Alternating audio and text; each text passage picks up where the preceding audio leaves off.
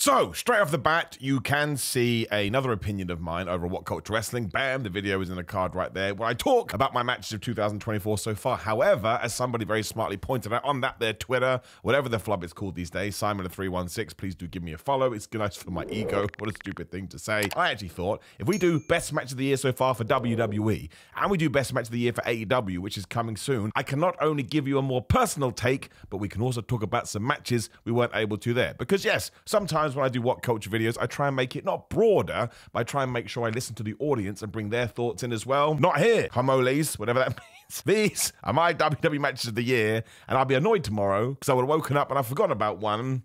But that's called life. I've narrowed it down to 10 because it is YouTube. I just think it's kind of fun in your own brain to try and go, right, what am I going to get rid of and what am I going to introduce? And 10 and 9 have a thematic theme. I just said the same word twice there. But number 10 is an already unforgotten gem. It's Gunther versus Sheamus on the May 6th, 2024 Raw. Now, this is when Sheamus had just come back and everybody decided they were going to fat shame him, which is absolutely ridiculous. And as we are here, so many people have been, I mean, not to the level he got it because he's way more famous than I am, but I got a bit of fat shaming recently because, yes, I haven't been training as hard as I would like because I got a shoulder injury, but I got cleared yesterday. So for that, people that called me a hippo and somebody else said it looks like Simon ate Simon, which to be fair, did make me laugh. You give me a few weeks and I'm going to whoop your tuchus. But yes, I thought this match was just great for two reasons. For starters, Sheamus came out and said this is probably the end of their 3-match series or however many matches it's been. So I want to make sure I appreciate that as well. And it was just when Gunther was winning and winning and winning and winning and winning and winning and winning, especially because he'd lost the Intercontinental title at WrestleMania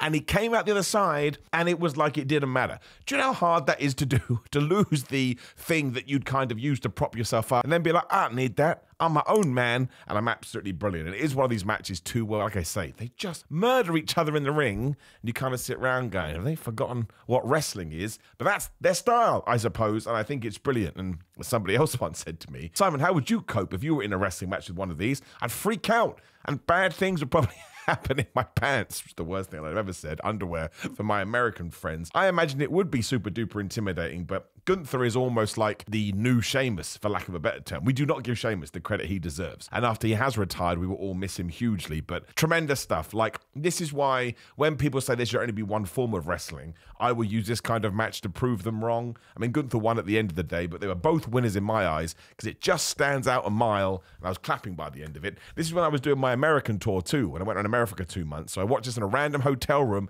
and it put a smile on my face, and it made me feel warm and fuzzy in my num-tum. So it's 10. And 9 was on the same flipping show, the May 6th Raw, which must be, in terms of match quality, one of the best matches, one of the best shows, I should say, that WWE has put on all year. But it was Ilya Dragunov versus Ricochet.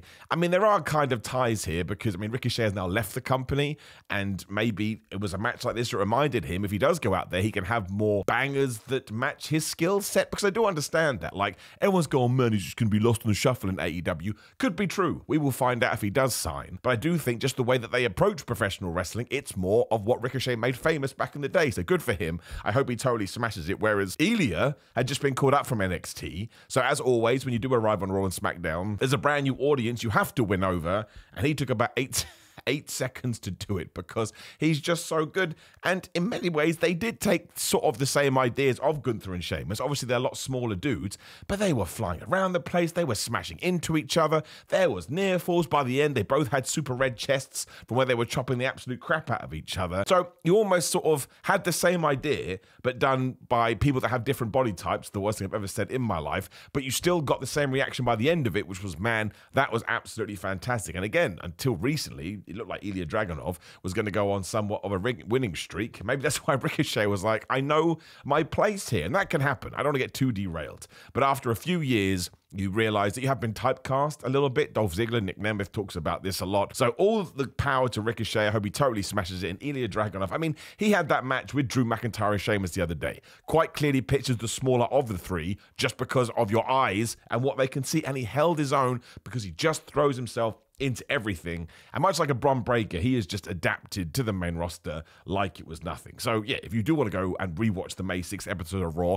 I think you'll have a great time. These two matches rule. As does number 8, as we go back to WrestleMania 40, Rhea Ripley versus Becky Lynch for whatever the hell that women's championship is called. I know one is World and one is WWE, but I'm stupid. So with all the world titles these days, I can't keep track of them. But the reason I always throw this one into the list that I do, there's the do for the comments, is that Rhea has admitted that she was basically having a panic attack beforehand because she wanted to do a good job, and more power to her for talking about that. If we all did, we'd normalize it far quicker than maybe it's going to happen. And Becky Lynch went in there sick as a dog, and they were still able to do that kind of a match. It blows my brain. And I also like that I totally believe at one point Becky Lynch was meant to win this match, and then maybe 2 months or 3 months or 6 weeks, whenever before WrestleMania, the powers that be sat down and said, actually, I kind of think that Rhea needs to win this because she's on the precipice of entering that next level of stardom. And it was totally true. And obviously, because it is a WrestleMania, the fans were behind both of them. And I think most people wanted Rhea Ripley to win too, so that's always good. Give the people what they want. But it's just a really good match. And they kick the crap out of each other too. They have really good chemistry. It's almost a shame that Rhea got injured and Becky is taking some time out. I mean,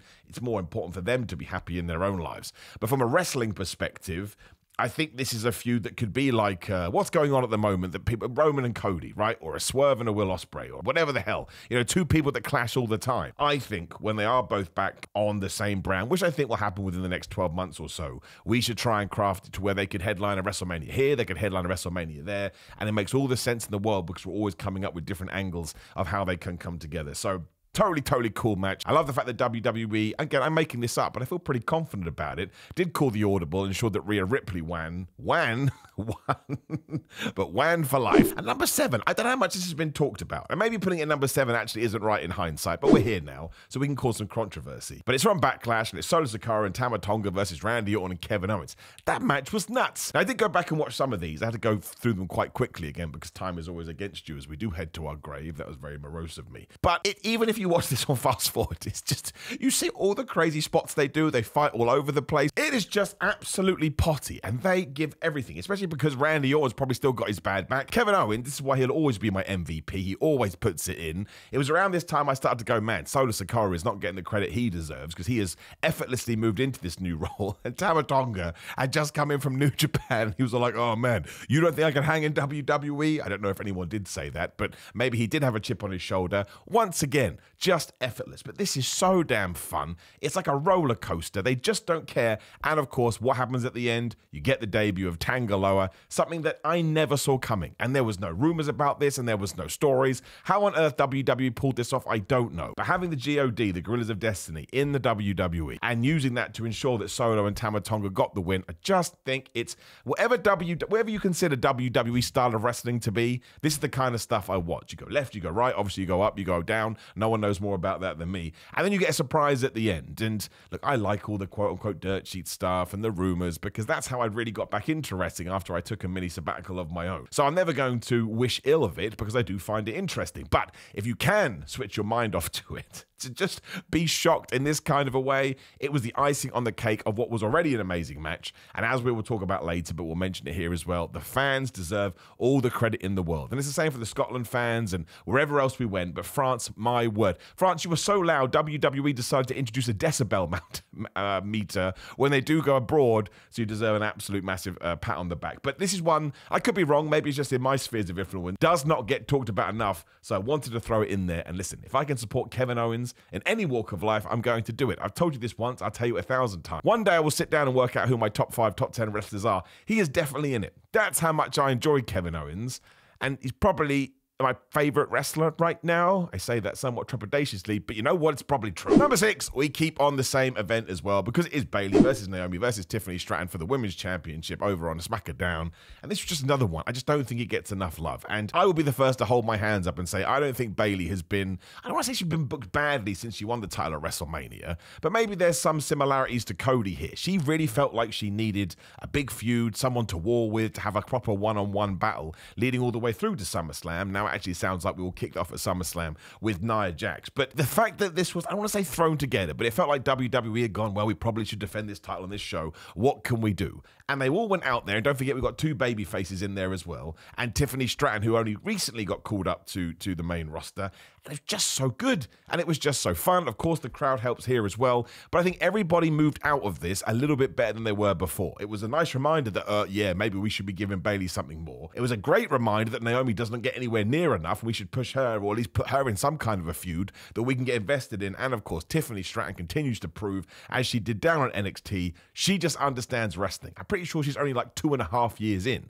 And Stone Cold said this best, so I'm not going to use my own experiences, even though I agree with it. Sometimes when you're in a multi-person match, it's actually harder, because when it's one-on-one, it's easier to craft a story, because you know what that person's doing and you know what you're doing. Whereas when there's an extra one in there, or a multi-man or a multi-person match, like in terms of 3, 4, 5, 6, like a scramble, then it can be so hard, because you know what, X has got to do Y, and Y's got to do B, and then Z's going to be here with your dog. But they didn't really fall into that at all, and also they kind of stayed away from the WWE trope of you two go at it, one will be out the ring, and they did it a little bit, and then someone else gets back in the ring, and then the other two go at it. They made it much more of a three-way, which has been a shift, I think, when it comes to WWE in 2024. I've noticed that a lot more, but it's another one. I just think people should shout about it more, and it puts more gold on Bayley's head. So we move into number 5, Baylor versus Io Sky from WrestleMania 40. Now this is just underrated. It just is. I know it's difficult to stand it on WrestleMania because so much happened back in Philadelphia. But I think there's an argument that they had the best match of the night. Now, it all depends on what you're looking for from a match. But in terms of their technical ability, or just the transitions, or the way they work together, the smoothness, it was so good. In the last 5 minutes of this, man, does it take you on an absolute ride. Because I presumed that Bayley was going to win, but it is Io Sky. She was a pretty good WWE champion. So it just had me guessing, and I was very lucky to be at WrestleMania this year, and I was trying to make my predictions. I was like, I just don't know. So when Bayley finally got the win, you also got that nice feeling in your Tootsie Toes, because let's not forget, she had gone from heel to face, and whenever you do some kind of character turn, you do need to go and actually win some sort of a title. Otherwise, it's like, what'd you do that for? It didn't help you at all. See, Shinsuke Nakamura when he punched AJ Styles in the balls. So I really am a fan of this match, and like I said, I did go back and watch this one too. And I understand why it does get lost in the shuffle, but if you just want to see two people having a great wrestling match and reminding you that they're better than maybe you thought they were, this is the one for me. And we did the right thing at the end of it. Bayley wins. I understand why you didn't put this on last. It makes all the sense in the world. But given that she did win the Royal Rumble and the reception that she did get, you could have justified it. Maybe WrestleMania needs to be 3 nights. For the love of everything, don't do it. And number 4, we stay at WrestleMania 40. We have got into that pattern now, but it was a pretty good WrestleMania. One of the best ever, as far as I'm concerned. And it's Sami Zayn versus Gunther for the Intercontinental title. Now, of course, you get Sami beating Gunther, which had extra gravitas because Gunther had held that belt for 9,942 days. But also, the match is just perfect Sami Zayn fodder, in the sense that Gunther kicks his ass, and he kicks his ass, and he kicks his ass, he's just beating the hell out of him. Sami is selling his ass off, getting that sympathy that he's so good. He's able to garner more than anyone, I would imagine, in WWE. That probably is a fact. And then those last couple of minutes, he takes his Phoenix down, he takes his med pack, he replenishes all of his meters, he just goes crazy. And once again, there was no nonsense, there was no shenanigans, there was no surprises. He was just able to get the jump on Gunther, maybe because Gunther had started to rest on his laurel, smash him with that haluva kick and pin him. And sometimes that's all wrestling needs to be. I like all the goofy stuff, you know this, but sometimes you need to keep things simple depending on who you do have on your roster. So this one was done absolutely perfectly. And he busted out the El Generico Brain Buster onto Tina the Turnbuckle. And I like that for 2 reasons. One, it got so many people going, well, I've never seen him do that before. So you were wowed by it, I suppose. But then you have the massive nerds and geeks like you and me who were like, oh my gosh, he did it. And then I think somebody interviewed him about this. I can't remember who it was, so you have to forgive me. But he even said it just felt right. Now, he kind of made out that maybe they did this out of nowhere. Definitely not true. They definitely would have run through it beforehand.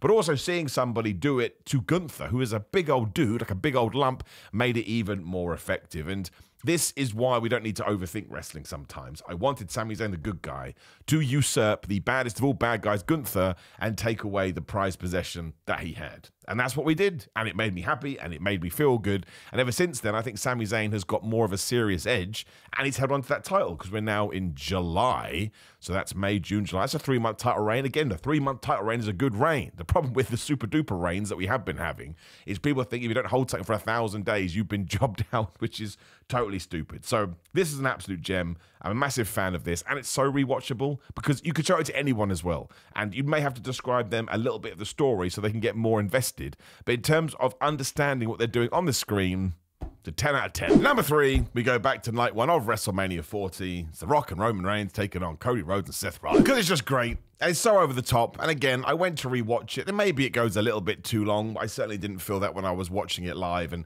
seeing The Rock back is just, especially in the final boss gimmick, whatever you want to call it, is great. Seeing him team with Roman Reigns as opposed to the most jacked dudes on the planet is great.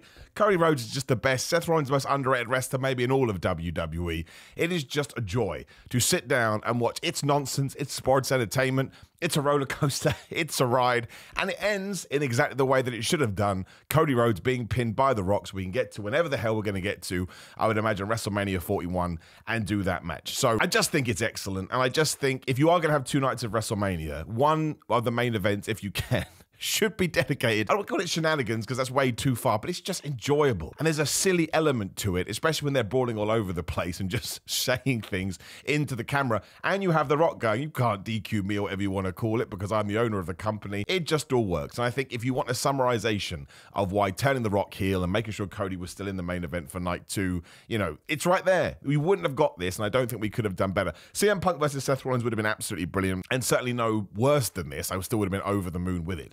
But given where we were and what we did get, this is something you could always go back to watch, and you can show it to your friends because everybody knows who Dwayne Johnson is. And also, given he hadn't wrestled in, 11 years or 12 years or whatever the flub it was, what a performance it is. Like, it's really hard to do wrestling, and making sure you have your gas tank is one thing. So even though there's a lot of tagging in and tagging out, they still go a long-ass time. I really do think it's enjoyable. And again, something I can go back and watch all the time. If you've got rewatchability, you probably did something right. Number 2, though, we go back to Backlash, and again, shout out to all the French fans, but it's Cody Rhodes versus AJ Styles. Now, we already touched upon it. Would it be better if Cody Rhodes had like a super duper feud right out of WrestleMania? Yes, but we've just got there with the bloodline, so I can't be too upset about it. But seeing AJ Styles, I suppose, get his final due, as well as the one that he had a couple of weeks ago as I'm recording this, so his double due, and seeing the fans go crazy and have that atmosphere and have that noise, and the match they just put on, like the way that I kept comparing it is when Steve Austin won the WWE title from Shawn Michaels at WrestleMania 14. He then took on Dude Love. And I was like, why is he taking on Dude Love? Well, I tell you why,